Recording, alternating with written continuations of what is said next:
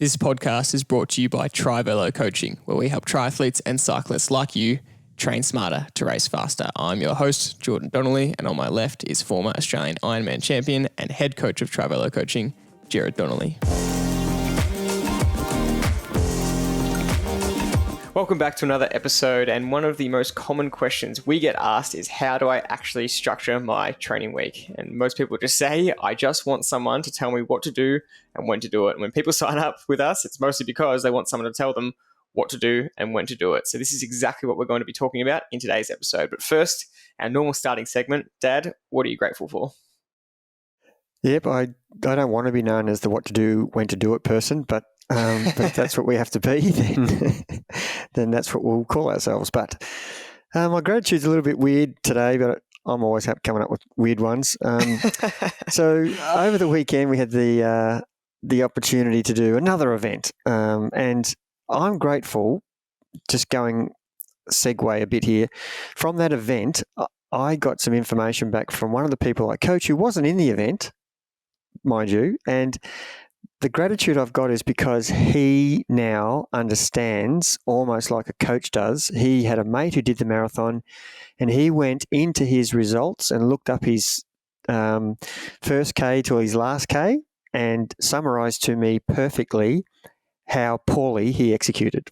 And I'm grateful for this podcast platform because clearly we're getting our message out for anyone who likes to listen to it about what things you should be doing come any race that you're planning on having a crack at. And he even went so far as to go into the results of the Melbourne Marathon and went into his age group, and they've got breakdowns of every runner's, particular points where they pass a timing marker. What might be 7K or 14K or 25K or whatever. There's market, and you've got ideas from looking at all the athletes about where their pace is. And he was looking across the majority of the people in his age group, and he came out with the analysis that there was only 2 or 3 people in his whole age group that might have had, between 80 and 400, depending on how many people are in your event. 2 out of 400 people executed evenly or negative splitted. And he's making comments like, "Oh, look at these guys and girls. They're just running way too hard at the start and fading." And I just laughed and thought that's brilliant. You have totally understood, and you're looking for the right things. And I guarantee when this guy comes to do his next race, and he's done, a few duathlons and learned a lot of harsh lessons like everybody does, like I did when I first started, like you did, about execution and having a race plan. And like it was lots of just people great still to do. get, Yep. Yeah, it was just great to get feedback, and you just go, yeah, this guy's got it. He understands, and he's gone into such detail to explain to me, what people were doing and how poorly they were executing. And the final thing he said was, they've probably, for the guys in the marathon, they've probably left 10 minutes out there that they didn't need to do. They probably were fit enough to do 10 minutes or 15 minutes or even 20 minutes quicker than they actually got, not because they weren't fit enough, but just purely because they executed horribly. And that was the good thing that I heard him say was, guys are probably better than that, but they just executed horribly and got a really disappointing outcome. But, the underlying thing was they made the marathon, they're happy, but deep down, and they're disappointed because they crept home for the last 10K, and, they lost 4 or 5 minutes in 5K, and it's just a horrible experience. But we know all that, but we still keep making the same mistakes. But it was really great to hear someone who's listening to the coaching advice and can analyze other athletes and come out with exactly the right analysis. That's absolutely brilliant point. And my gratitude is sort of similar theme, because I saw a lot of people running the half marathon or marathon on the weekend without a watch. And so my gratitude this week was for my Garmin watch. I just absolutely love it. And I love how much information this simple watch can give you and how handy it is just to know your pace, know your heart rate, and how important that is for what you're talking about with race execution. And no matter what the run is, even on an easy run or a hard training session, it's just so handy to have that watch there. And you're not a slave to it. That's not what the watch is for. But for all those people that were running half or the full with their phone in their pocket, tracking it on Strava, but they're not actually able to see what their splits are at the time. It is a much harder way to perform. On a side note on that, Braden Curry, actually, you go. You got to say something. Your cousin Dylan, he runs with his phone in his back pocket, and he's trying to get his splits off his phone, which I find hilarious. I'm saying, Dylan, buy a watch, please. I know, I know. I've been telling him that for years. He's more intent on taking photos as he's running and linking it to social media. And he still ran a 1:32 half marathon. For someone who's actually looking around taking photos is no mean feat, to be honest. Yeah, and that shows how much he's leaving on the table. But some apps are actually quite good on the phone. If you do click start, and you're wearing headphones, they'll tell you each kilometre the split. They'll say 1 kilometre, and they'll say it, which at least is better than nothing. But you don't want to be running a kilometre way too fast, get to the end, hear that you've run way too fast because the damage is done. At least you have that knowledge, but the damage is done. It's okay, Jordy, if you've run too fast and you've felt fantastic all the way to the finish line. That's actually okay. That's the whole point of running a race, is to run faster than you've run before. But what we're finding is people are running faster than they've run before for the first half, and then the slowest they've ever run. And that's the problem. Braden Curry, who's over in Hawaii, was posting about his last hard training session before the race, for the champs, and he ended up running on the main drive, and he said there was 1 billion runners out there because everyone had the same idea to do their last run session a couple of days out, which makes sense. And he said, to fit in, I made sure I was checking my Garmin watch every 5 seconds, and he was taking the piss about the amount of people that they're checking their pace. And I thought that was an interesting comment, considering that at the World Champs he blew up because he went out way too hard and he completely didn't negative split. And he wrote a great article on it, reflecting on his World Champs race, and he said, I wouldn't race any other way, which does sound funny in hindsight when it didn't work. But his point was that he expected he would be able to hold that pace. He just wasn't fit enough on the day. But according to his numbers, he should have been able to hold that pace. So it was a little bit different. So even though he doesn't check his watch as much and goes more off feel, he was at the start running to the pace that he probably should have been able to. But then it didn't work out on the day. So interesting comment from him, and I thought that's funny considering the fact that you didn't have your pace was your downfall at the last World Champs. But it'd be interesting to see what happens next for him. There's a lot we can say about that, but I think we don't have time for that at this particular podcast. While we're on that, and Kona, I just want to have a big shout out to the 3 Trivelo people, Andrew Fox, Craig Cassidy and Mark Follett, who are racing, and wishing them good luck. And they're all 3 debutants there, so they have some nervous days leading into the race, but hopefully they get a great outcome. And the message is, it's like no other race, and obviously when this podcast comes out, the race will be run and done. Moving on to what has caught your attention, and before we get into the main topic of the episode, what has caught your attention recently? Over the journey, you always have, COVID's been a massive experience of people being sick, but injury, breaking collarbones, getting hit by a car, whatever the injury, the fact that people don't understand that no matter how much time you have off, the time that it takes to come back to where you were before you had that injury is reflective of the amount of fitness you've stored over your journey of your life. And that can never be taken away from you. So you need to actually have confidence in the fact that you will be okay. It might take extra time than you think for some people, and it'll take less time for others. And that's directly correlated to the fitness that you had up until that point. And I've got so many examples of extremes for both. Like one of our guys went on a holiday to Scotland and got hit by a deer.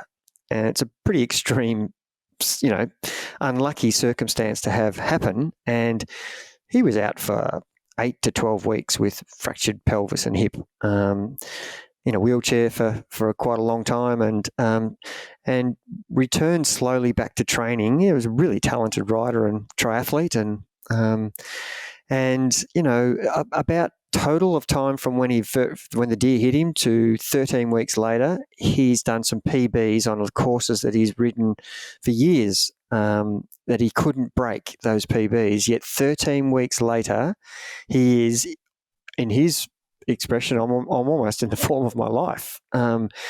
And of course, he doesn't have the endurance in his run yet, and because he hasn't been able to run, except for walk running. And so there's a long way back from running. But as a cyclist, where he's been able to get on the bike quite early, he's had 5 or 6 weeks with no riding, but he's really just started gradually and worked his way back without going overboard and trying to jump into his training program, as if he'd just finished last week. He's done it the right way, and being patient and trusting the process. And so what's caught my attention is people, they lose the plot.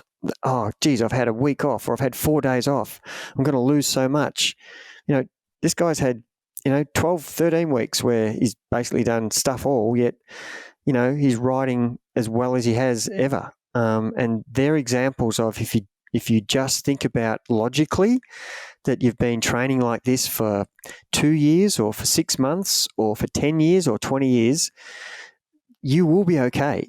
You'll get back to where you were quite quickly if you just trust the process. And I don't know, I've got 70 examples of the same thing that's happened, where people have only been training for a short time, and it does take them a fair bit of time to get back to where they were. But, as you've been doing this for longer and longer, it is so much easier to get back. So for all those people who are going to experience injury or illness, and we are going to all be affected by it, so don't think you're immune to it. Everybody's going to have something go wrong which stops them from training. And so you have to understand, and this is what's caught my attention, the people who trust the process and do the return to training properly, where they're not rushing it and they're giving their body the appropriate time to adapt and adjust the load that's being put on them from the load which was 0 for all that rest period. You can't just go from 0 to hero. You need to actually work your way slowly back in so that your body can cope, and it will get the right amount of rest and recovery in between the sessions. Even though you've been resting for a long time, you just don't throw yourself in the deep end, and that's another way to get either injured again or sick again. And you'll do this rotation of training, building, pushing too hard, getting sick or injured again, back to resting, and then starting again. It's like you're doing 16 comebacks in a row. And look, take you for an example. You've had 3 really serious illnesses this year, which have really knocked you around. And if I use you as an example, you did one 8-week block where you've actually ended up with the fastest 10K you've ever run after having, almost 12 weeks of not much training, 12 weeks of hardly any training, recovering from illness, then 8-week block, and you ran the fastest 10K you've ever run in your life. They're examples of trusting the process and working your way back into it. So I wanted to get that message across in the podcast, and that's what's caught my attention. Is I've had quite a few people who've been hit by cars or injured, and they are doing everything really well, and they will reap the benefits of that. And yet I've got some other people who don't believe me, and then all of a sudden they've come out and done some training sessions and they've gone far out. I'm not as far back as I thought I was. And it's really great to hear that. But it is hard to accept that that's going to happen when you're sitting there, sad and down on yourself and injured. So it's an interesting one. That's a really, really important point. And I think it's really, really important for people to hear that, because it is the worst feeling to get sick or injured when you're in a really good training block, when you're in form.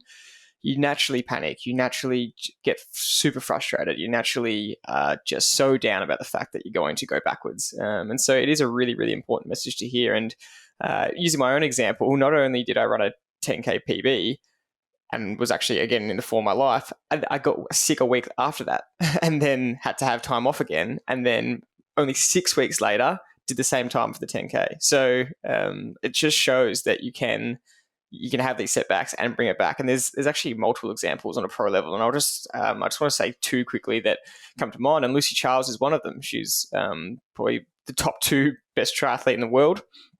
Again, the race is actually happening today, so we'll see how she goes.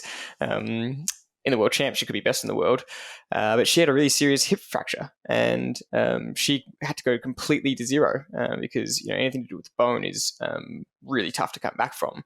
And she basically just planned to have the whole year off. Instead, the recovery went really well. She came back and won a world title in the long course championships as her first race back. So that just shows how much exactly what you're saying, that base fitness can give you a return to form very quickly. And then there's another smaller example. There's a girl that runs for the Melbourne Track Club, Sarah Billings, and she's a really good runner. She's almost on the world stage as a runner, she is on the world stage as a runner, and she had years, not just a little bit of an injury, she had years of multiple stress fractures.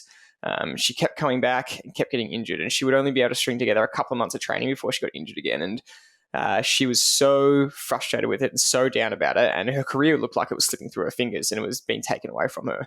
And then finally she got on top of it all, and within 6 months she was pacemaking at the Diamond League Athletics, the best races in the world, and that shows the level she could get back to. So even after years of setbacks, which not many of us have to go through, most of our setbacks might be a month, a couple of months, like you're saying, 8 to 12 weeks, even she was able to very quickly get back to that level. So I just find that really, really encouraging to think about those examples. Just one point I wanted to make while you were talking, which reminded me, one of the actual benefits of, and how we try to find a positive in every negative that happens to us, and we try to find a reason for what is happening to us. And we do that because we want to make sure that we probably don't want to make that mistake again. But more so, it's just to, everything's meant to happen for us for a reason. That's my philosophy. And one of the things I get out of this is it's forced rest. Some people will do better when they're forced to rest. And if I said I've got examples that I'm talking about, which I won't mention names, where they won't rest. I want them to have an off season and they'll just keep riding. And they'll just dumb it down a bit, but they just won't give themselves a break. And if they have to be forced off the bike because, due to health reasons, they're not allowed to ride, it's actually a benefit to them to not be able to train. And that's the positive out of being in a negative situation, is you get to rest and you actually allow your body to heal, and the fatigue is absolutely shed to zero. And therefore you're starting back with, if we use the fitness line a lot, where the fitness line gradually progresses in an upward direction, and every time you have a period off, there's a sharp drop in fitness, a sharp drop in your fatigue, and a sharp drop in your form, unfortunately. And, they're the negative things. But if you've been training for years and years, your fitness is, if we use a training stress score from Training Peaks, it might be 90 or it might be 130 if you're a triathlete training for an Ironman. After 6 weeks, it might be at 70 if we're at 130. You're not at zero, so you're already at 70 with no fatigue. And your form will be through the roof because you're fresh as a daisy. So you actually start in a good position with no fatigue. So that's the reason why sometimes forced rest is really good. And obviously, the longer you have rest, the less beneficial it's going to be. I'm not talking extremes here, but just think about that. You are actually getting a positive because your fatigue is literally disappearing. Yeah, and we've spoken about this between ourselves and on the podcast, just about I don't like the wording of everything happens for a reason. It's more what the examples you're giving are finding a purpose in the event that's happened, and so it's not. I don't like that mantra of this was supposed to happen. This was a good thing, because like a negative thing might happen. Injuries aren't good, but like you're saying, you're finding the good in it. You're finding a positive out of it where. Obviously, the injury is not preferable, but like you said, it's a good mental break, or it's a chance for you to take some physical or mental rest where you wouldn't have, and in any situation, that is the goal, to try and find that. But I guess we digress. We always like to go down a little bit of path of life philosophy, but we'll bring it back to the episode topic, which I'm sure a lot of people want to hear, and that is how to structure a training week. So let's dive into it. So how do we structure a training week? We want to go through some of the key sessions, what order and sequence to do the sessions, which is just as important as the sessions themselves, and some key things to look out for in a training week, and more specifically, some key mistakes to avoid. So If we look at a training week, and we are going to get specific to whether we're talking about triathletes or just single sport people, whether you're just a cyclist or just a runner, but we've said this a lot, but we just want to quickly establish what are the key sessions for a week that you need to be including, and what are we basing our training week around?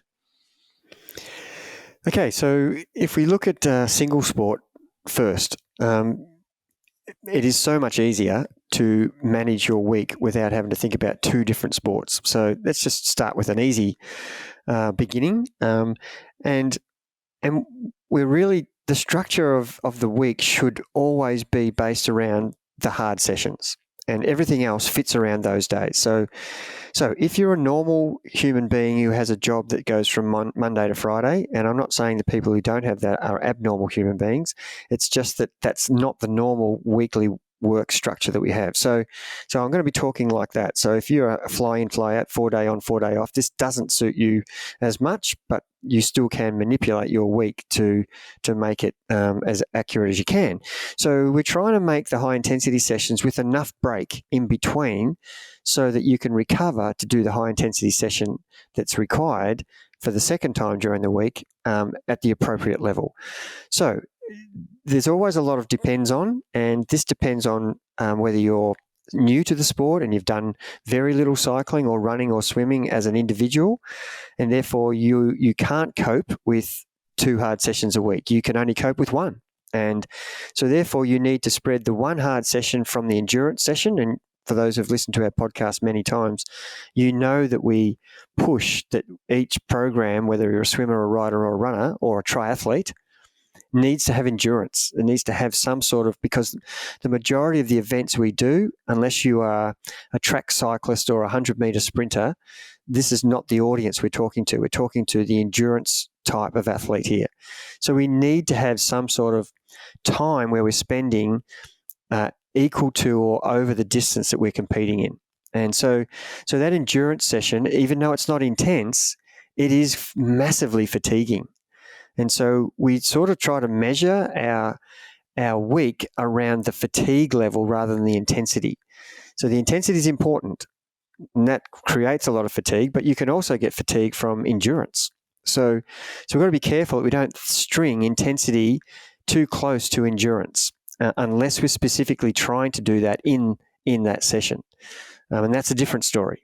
So we're trying to spread the endurance and the intensity sessions apart so that you can cope well with both of them. And that would be what the main goal for a single sport person would be, to try to do at least 1 session where they are really putting their body under stress at a high level of intensity. It might only be 10 to 30 minutes of hard, stressful training with a big warm-up and a big cool-down to give yourself an hour's training, or 45 minutes at the minimum, or up to an hour and a half or 2 hours if you've got more time. But the main set should only be that small amount of time, somewhere between 10 and 30 minutes, which is all the body can really cope with at a high level of intensity.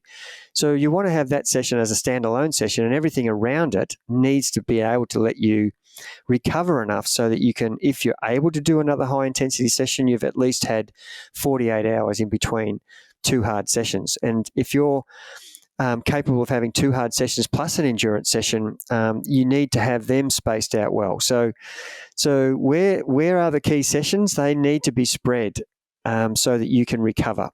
And we always talk about you train easy so you can train harder.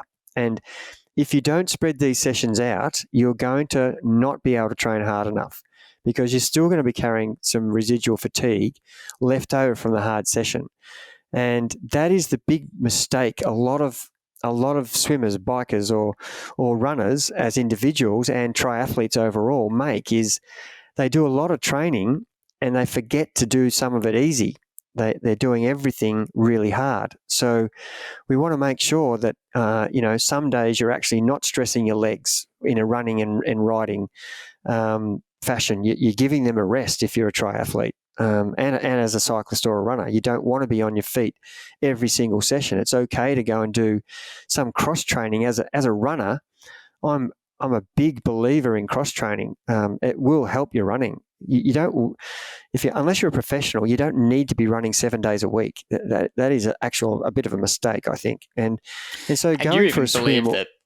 You even believe that a lot of the pro runners could benefit from more cross training, so they're not just because they're doing 10 runs a week normally because they're doing a lot of 2-a-day running Double sessions. And you're saying, and you're saying they could benefit so much by getting on the bike or in the pool. Yeah, and just walking. So, just going for a walk rather than going for a run, or just rolling your legs over on a stationary bike if you don't have the equipment and you're a runner. And not a lot of full-time runners have the whiz-bang setup bike situation that triathletes have with, a smart trainer and a fantastic bike. Just roll your legs over on one of those sit-on, easy bikes just to get some blood flow, or just go for an easy walk with the dog, or just spend some time swimming at the pool. They're really good things that are going to help with the structure of your when to train hard sessions. So as a swimmer, you'd be doing the same thing. You wouldn't want to be, swimmers are the most intense trainers in the world of sport. So they should be doing more walking and stuff that's involving their legs more than their upper body, whereas it's the reverse for runners and cyclists. They want to be actually doing some upper body stuff other than the leg stuff. So you need to have periods where you're giving your legs as a runner and a cyclist a real rest. And, swimming, you can swim with a pull buoy and not use your legs at all. You can actually just have an easy flutter kick rather than having a big beat kick. You don't need to do kick drills as a triathlete.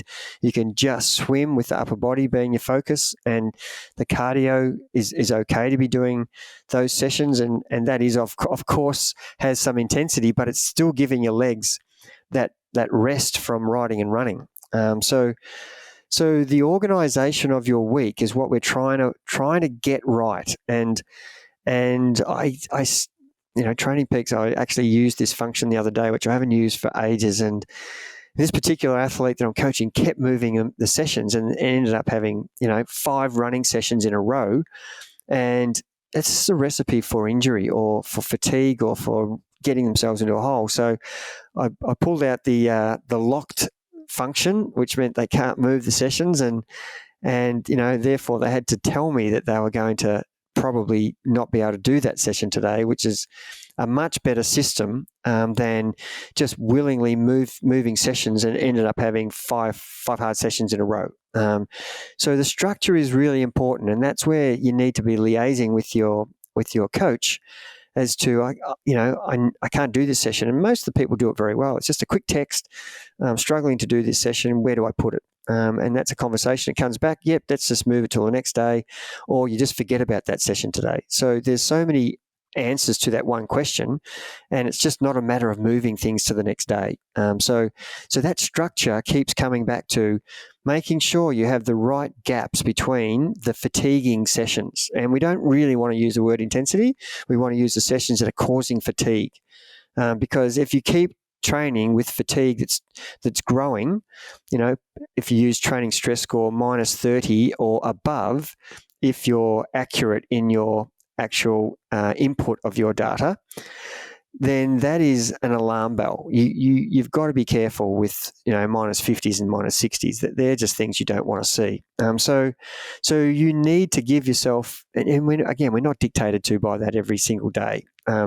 We might intentionally want to have fatigue levels going close to that intentionally because we're going to do a 7-stage race. It's going to have that impact on us. So we want to practice that in a little bit of training. That's an example of where you would be trying to, push the training stress score so your fatigue levels are going to be high. But you want to make sure that you're not going to actually, go backwards because you've put yourself into a hole in your training sessions, and when you get to the race you actually can't even race because you're so fatigued.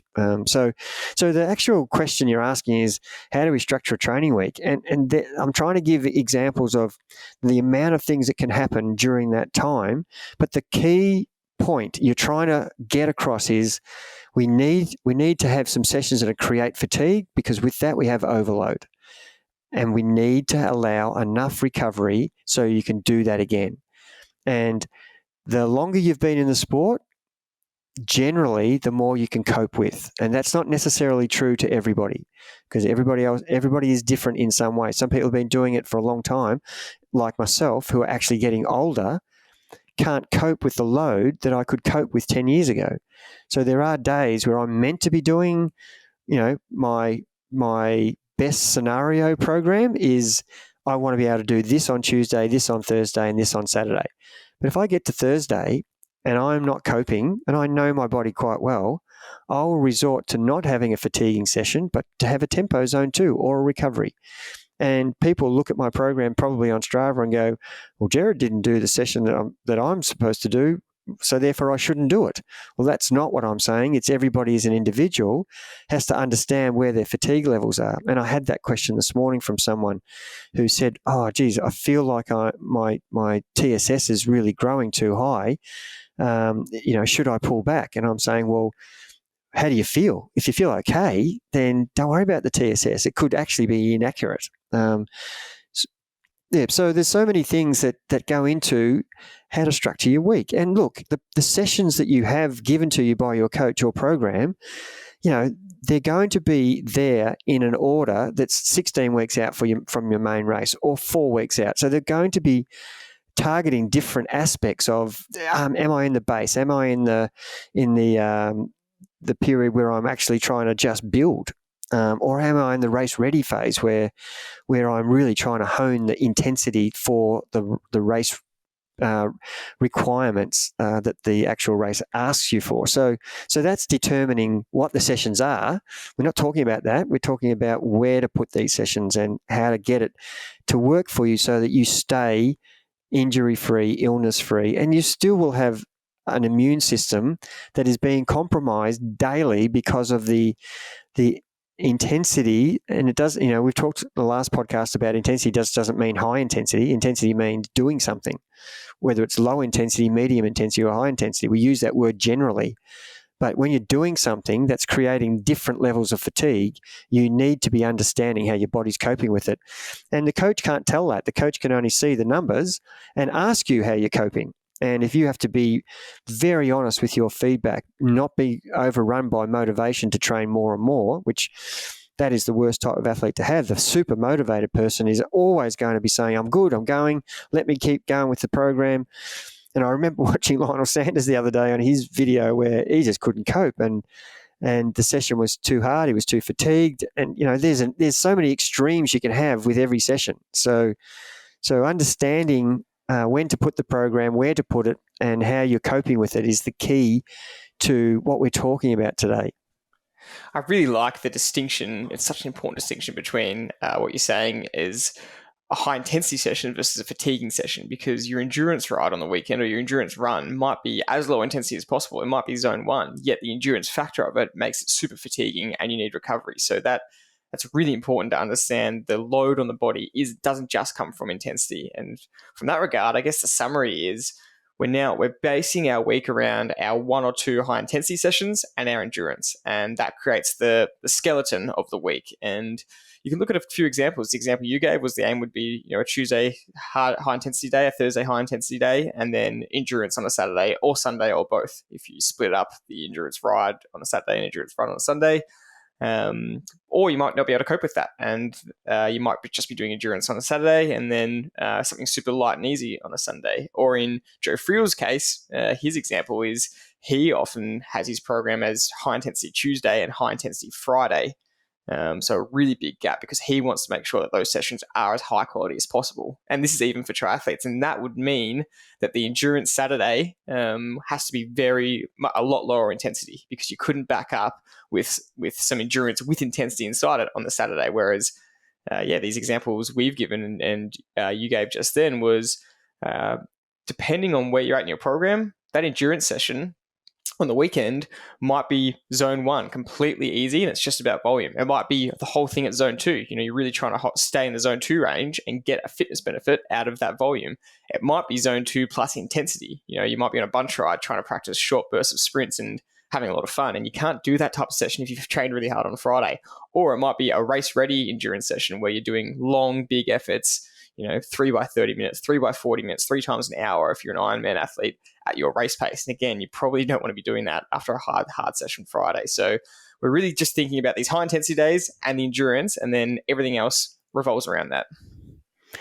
Yeah, and it does change for, if it's hard to compare a triathlete with a marathon runner or an endurance cyclist or an endurance swimmer, because the triathlete, he has 3 sports to deal with, and he has to get his endurance as a runner and as a cyclist and as a swimmer up there. So you can't ignore that. So the big problem with triathletes is you can't, in my opinion, this is just my philosophy, and there's ample evidence to tell me that it's a pretty good one, that if you tried to do running intensity equal to your riding intensity and swimming intensity, you wouldn't last too long.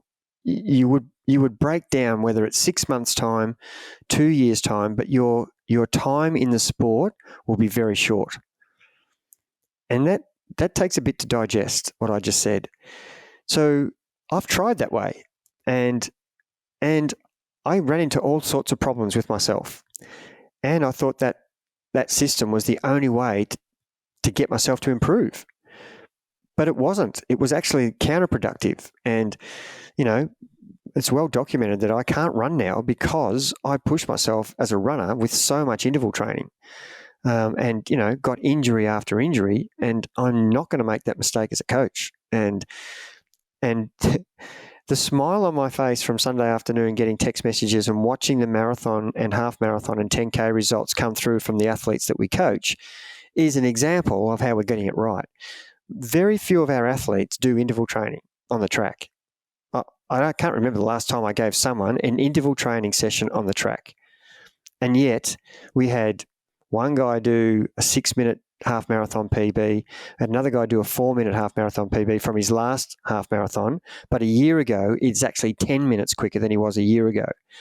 They're just examples of people who've done no intensity on the track as a runner, all strength and endurance, and yet they're running the house down.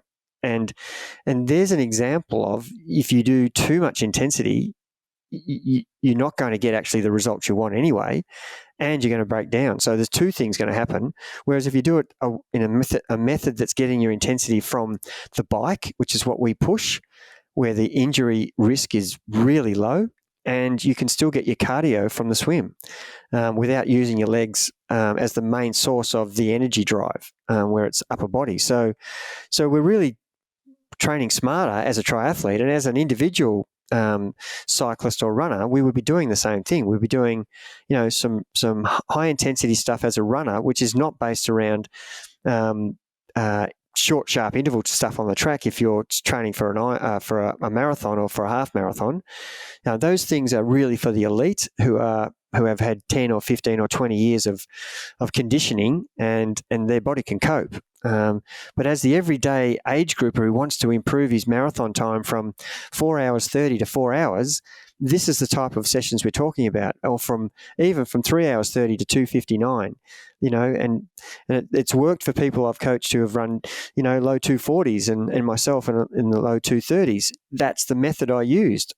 And the thing that stopped me was too much intensity as a runner, as an individual runner. And some people are more susceptible to injury than others, and others are bulletproof. But we don't want to generalize about everybody in terms of this is only for 1 or 2%. This is something that works right across the board. And if you are in the 1 or 2% who can do some more intensity, then that's what you should be doing as well. But be aware of the risks involved, and that's what the structure and the intensity factors are, why they're so important in actually what training session to do and when to do it. And that's how we started the podcast, was what should I be doing and what days should I be doing on it, with what should I be doing in between.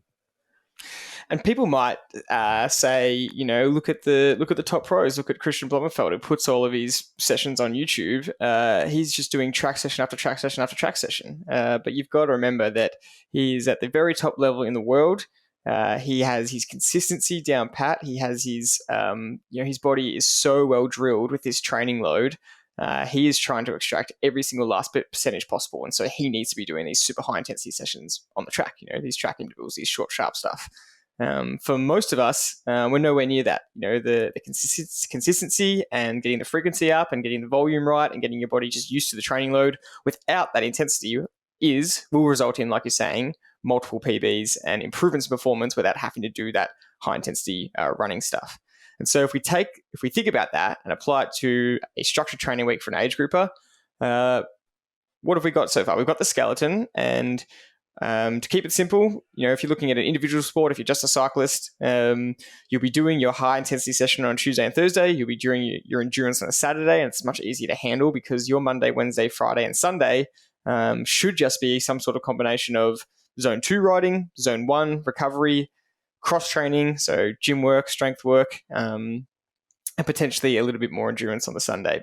And we've spoken before about as well, if your body can cope with it and get used to it, your midweek Wednesday ride or your Sunday ride after the endurance ride on Saturday can be that zone 2 effort that you slowly increase in volume, and so we have a lot of top riders do a hill ride on Wednesday mornings. It's quite a nice thing that a lot of traveler riders actually strive towards, to be able to cope with, a potential 3-hour ride at zone 2 in the hills, and still be able to back up on the Thursday and train really hard and still be able to do that ride within their heart rate zones, in their zone 2 zones, after the high intensity day Tuesday. So that's kind of a clear single sport example. Anything you want to clarify in there? Yeah, I think you've summarised it really well, and it also depends on how far into your journey that you are as the cyclist or the marathon runner or the triathlete, and just like we spoke about in what's caught our attention about coming back from illness and injury, the longer you've been doing this, the more load your body can cope with generally. That's a fairly general statement. Some people will break down with too much. Marathons, say someone's done 16 Ironmans or 30 Ironmans or 40 marathons, they're going to be breaking down their body slowly to a point where they can't cope with the load. But generally, when you're in your 20s to 30s to 40s, and if you've been doing it since you're a young age, your body can cope. Just like Christian, I mean, they were selected as juniors to go through that program, and their body has been conditioned for this for not the last 2 or 3 years of training. They've been doing this since, I don't know, I think they were selected at 14. I think you would know more about that than I, but I think I read, these guys were plucked out years and years ago, and been on a program since, and so they're able to absorb the load a lot more easily than a person who's only been doing it for, just taking up triathlons for the last 2 seasons or 1 season or hasn't done any. So you can't compare what the pro's doing at any point, in my opinion, as to what you're doing as an age grouper and a person who just loves the sport and wants to know if they're on the right track with the structure that they're doing and the program they're doing and the days in between.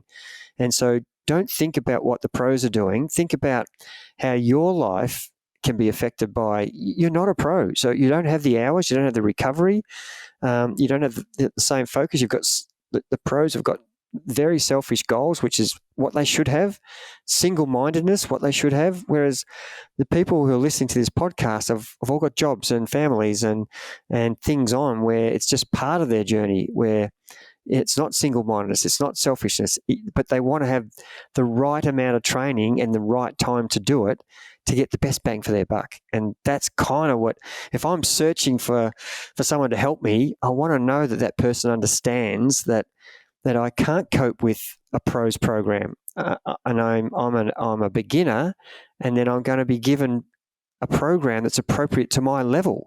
And if I'm top age grouper and I want to improve, and I've come from some other program to a program that they want to try with us, they want to know that it's at my level and I'm going to improve and not stay the same. So these are the things we're trying to get across to the people who are listening, that one size doesn't fit all.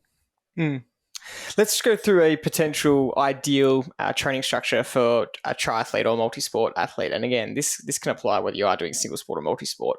And this isn't what you should just go out and do straight away, but this is what we found to be pretty ideal for a triathlete. And we've already based the week around 2 high-intensity sessions, and we aim for Tuesday, Thursday. If someone can't back up on the Thursday from their Tuesday, then that could be pushed to Tuesday, Friday, like we gave with Joe Friegel's philosophy. But that day, like you said, the high intensity is mostly coming from the bike. The options then are, if you want some intensity in the run, you can overload that day. So do a double high intensity bike and run on Tuesday, which we do for some athletes. Or you can just keep it as a bike and keep your running, getting your running volume and frequency up and not worrying about intensity for the moment. On the weekend for our endurance, we like to split that up between a long ride on Saturday and a long run on Sunday. Again, you could overload it all on a Saturday, but most people don't want to be training for 4 to 6 to 7 hours every single Saturday. That's why we split it up, especially if you're training for an Ironman where your long run ends up being 2-3 hours plus. You don't want to be doing that on top of a 6-hour ride on a Saturday. Again, possible, but this is the way we like to split it up, and it ends up being somewhat ideal. And that leaves us with Monday, Wednesday, Friday, and where we can fit the potential swims in. So we like to put the swims on a Monday and Friday. If someone wanted to do an extra swim, they could do that on a Wednesday or the weekend. We've spoken plenty of times on this podcast about the fact that we think 2 swims is sufficient in the sport of triathlon. A lot of people disagree with that, but that's okay. And that leaves the Wednesday where, depending on the athlete, you would keep that as some sort of recovery day to a zone 2 day, whether it's a zone 2 ride or run. And potentially you like to give some tri-velo athletes some strength work with running. But you've got to be really careful about how you build up to that, because the Tuesday and Thursday are high intensity. So that's how we break down how we think about an ideal week. And you can see where you can manipulate and change things and have some variation depending on your level, what you're aiming for, and what you need. Yeah, it's a great summary. And there's many variations to that, and depending on where you are in your build-up to your A race. So the variations, of course, when you're in the base period, you wouldn't want to be, flogging yourself with a lot harder runs on the Wednesday. You want to be doing that as just a building an aerobic base where you're just running comfortably and you're progressing the endurance time. And when you get closer to the build phase and the race ready phase, you would then be doing some specific stuff where you may be doing our absolute no-brainer is that we do hill repeats. We're not sprinting up these hills, but we are certainly running differently to what we'd be running in our strength session as our endurance run on the weekend. So they're quite 2 different sessions, even though they're both involved strength training. One's strength training easily and the other one's strength training with a purpose. But they're variations about where you are in the program at week 20 or week 2. So that's the variation that you would have to, you don't get a program that's got 26 weeks in it and it has basically no variation in duration, intensity, or frequency. You need to vary that so you're getting some progression, some overload, and some recovery in between all of that. So it is a lot to take in, and you wonder yourself, where do I fit into this? Well, you've got to ask yourself, really, what level am I at? And that's the main thing that you would need to be asking yourself. Where am I to cope with the load that I've just heard these guys bang on about for the last half an hour? And once you establish where you think you are, honestly, then your experience of how much training you've done in the last 6 weeks, 6 months, 6 years comes into the question that you would ask yourself next. And that's what I'm asking everybody who comes. What is your longest ride? What is your longest run? What's your longest swim? And you start from there. If your longest ride, and you're trying to train for the Ironman, your longest ride up to that point is 30 minutes, that's what your longest ride is. You don't go out and do your first ride on that weekend for 3 hours. You go and do it for 45 or for an hour. So they're the things that you need to understand about yourself and ask yourself honest questions. And if you get those questions right and the answers will be very clear, you won't make too many mistakes in starting too high at a level that's unsustainable. And you should get the feeling that, gee, this program's not that difficult. And that's what we want. We want the load to be gradually building, and then you can cope with more in week 6 than you could in week 1, and more in week 20 than you could in week 6. And you don't realize that except for when you look back at week 1 and week 6 to see, far out, I could only push 200 watts for 5 minutes. Now I can push 240 for 5 minutes. It's an incredible progression that I've been able to do. But it just seems natural that, 205, 212, 215, 220 over a period of weeks doesn't seem much. But when you look back, that's why historic information is really good for getting perspective. And I was actually talking to someone about that today. exactly that topic is, I didn't think I'm improving that much, but then I look back at my week 1 compared to, week 15, and I'm actually 42 watts better, but it didn't feel like that. And I know I've trained, reasonably solid, but all I've done is follow the structure and the program. Mm-hmm. Absolutely. And I don't want people to underestimate the potential range that we're talking about here, because look, the nature of this podcast is we're talking to most people who aren't complete beginners. If you're listening to a triathlon podcast trying to improve yourself, all people that are looking for coaches or looking for this level of structure have some experience in triathlon. Most people that get to this point get here because they've had a crack. They were a beginner at one point, and maybe they're 3 months into the journey or a year, or they're hooked on triathlon and they're getting past those levels. But sometimes we get an absolute beginner coming in, and this stuff is just way, way too much for an absolute beginner. And I experience this a lot just with a lot of friends who want to start running and have basically never ran before. And the potential range that you could be talking to for someone could be way lower than you anticipate. So when you said the example before about you need to find where you are in this, you need to be really realistic with where you're at, because most people that start running can't actually just go out and go for a run. They need to do walk running, and they need to do really, really conservative walk running. And people say to me, I give them examples. I say you can run for 30 seconds, walk for 5 minutes. You could run for 1 minute, walk for 5 minutes. You could run for 1 minute, walk for 2 minutes, and do that for a total time of 20 or 30 minutes. And in that 20, 30 minutes, your total running time might be 5 minutes, might be 10 minutes, depending on what structure you go to. And they say, well, where should I start? And I say, well, it's really hard for me to know, because I really don't know what you can handle. You might only be able to handle 30 seconds of running at a time, maybe 1 minute with 2 minutes walking, maybe 1 minute with 5 minutes of walking. And so for those people, I've actually seen friends start with 30 seconds of running and a few minutes of walking, and that was actually too much for their body. They had poor biomechanics, their body had never ran before, and they needed to be even more conservative than that. And some people found 1 minute of running, 2 minutes of walking very easy, and so they could progress a lot quicker. But you do have to try and be really realistic about where you're at, and know that that is the conservative level that some people have to be at, and that's okay. It's a great point, and it's always easy, as we say, if you start a session too high, the only way you can go is down. If you start your training program too hard, the only place you can go is to go down. So starting, and if you haven't heard this philosophy from me, you haven't been listening very well. I am super conservative in trying to make sure that people are in it for the long game. And I get a little bit frustrated when I get an email or a phone call saying, I've got this event in 6 weeks. Can you help me? Well, I can help you, but it's not enough time to give you the result that you're actually looking for. You need to give the body the appropriate time, and whatever your A event is, work backwards. Is it a year away to my next marathon? I already hear the people who've just done the marathon on the weekend saying, right, I'm going to do that better next year. Well, you've got a year. So, this is the time to start planning that sort of stuff. And the guys who finish the Ironman or the half Ironman or whatever event they've just done, that's the time to reconsider giving yourself the appropriate time so you can build up without creating the stress that we're actually talking about, today in the podcast, is how should you structure your training to get the best outcome when it counts the most, which is the day you've waited for 8 months, or in some people's cases 6 weeks. So you're trying your best to prepare your body for the experience it's going to have on race day. And giving yourself more time and starting conservative is no different to actually doing each session that way.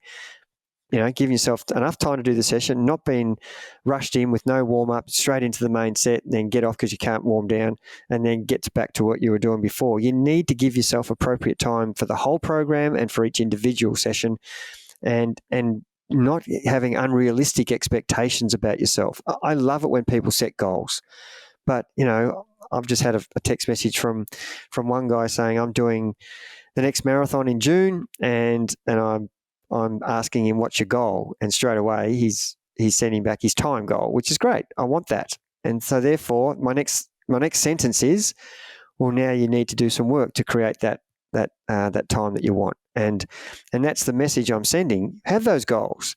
They may be unrealistic, They may be perfectly realistic, but they're not going to happen by just talking. You need to get yourself structured and organized and planned, and you need to have a program that's going to help you along that journey where you're not going to miss chunks of it because you've got a ridiculous program that's too hard, that's got intensity followed by intensity and no recovery. You need to have a program that's actually going to be beneficial for you to get you to the start line in the first place. Like we've said so many times on this podcast, getting to the start line is half the battle because the programs are too difficult for the load that the person's able to cope with. One final thing we wanted to touch on in this topic is potential signs of overtraining and the actual warning signs to look out for, and to make sure that you're avoiding this. Exactly what you're talking about, Dad, is making sure that you're able to cope with this training load and you're not doing too much. And we just really wanted to make this point so that people are aware that these things aren't normal and they shouldn't be happening in your training program and because of your structure. So the things, the signs to look out for, the warnings to look out for are obviously injury or even just constant niggles that are happening, sickness, constantly getting sick, the inability to hit training targets. So if you're just too tired to hit the targets in the sessions and you know something's not right, that combined with performance plateaus or declines. If someone's just repeatedly just hitting a plateau in their results, and this is why testing is so important and practice races are so important, because it really gives you constant indicators about how you're going. If you weren't doing these practice races, you wouldn't know how your performance is and whether it's plateauing or declining. And I know, Dad, you've hit some plateaus this year, and you've had to stop and reassess what's actually happening. Why is this a sign of overtraining? Is it a sign of a poor training structure? Is it just a sign of fatigue in other areas of life that you need to be aware of? And you've had to ask yourself those questions. Yeah, it's a really good point to finish off on. And, there's so many variables that can contribute to that. And if I have to be self-assessing of myself, and it's a really good example because I don't want to be a person who just seems like I'm telling people, because I'm experiencing the same thing.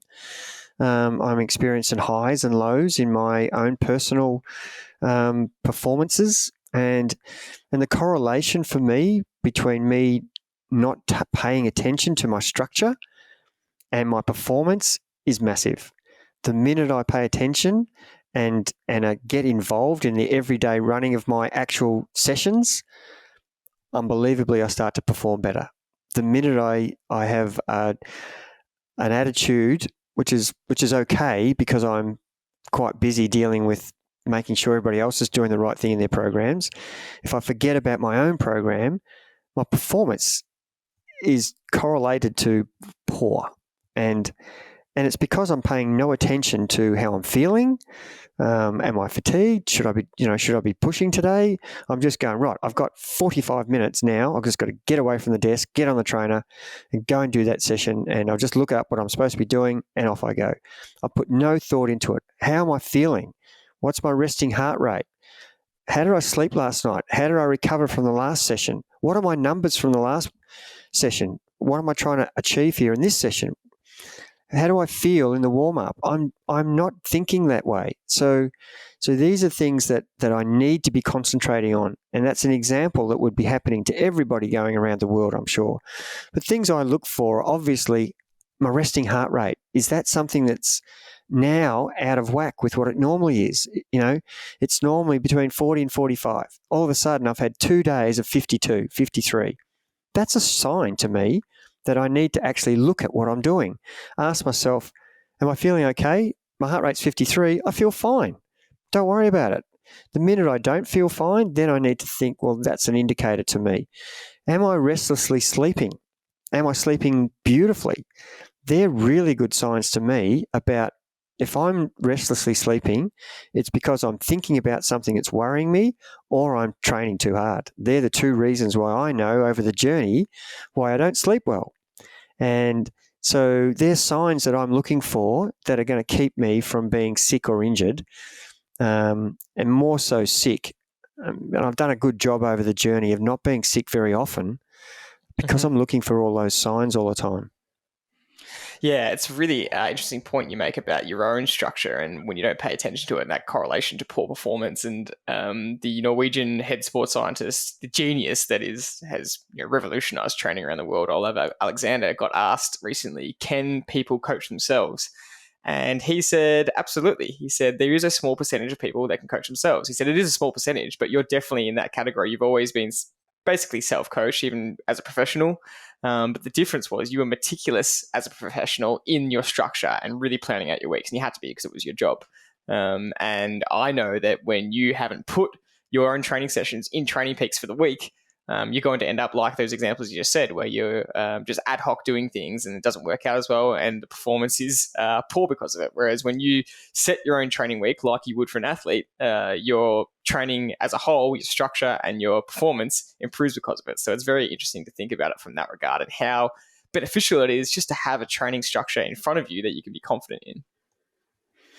Absolutely, and I know that all too well, and I know it's happening to myself. But I'm getting into a position where I'm not that bothered about it, and that comes back to I don't have an actual race goal. If I'm thinking ahead and looking at I want to be super fit by March next year, and I work backwards from that, and that's my focus. Whereas if I don't even actually have anything to train towards, I'm really floundering as to what am I doing this week? What period am I in? Am I in base or am I in, so there's that chaos that's going on. And that's why all the things we talk about in the podcast about having a race goal to start with, and it doesn't have to be a race, having a goal that means I will be able to ride for 3 hours by 4 months of training, a goal that I'll be able to run for an hour, a goal that I'll be able to make 15K in training in the pool. They're all great goals to work towards. It doesn't have to be a race. I'm just saying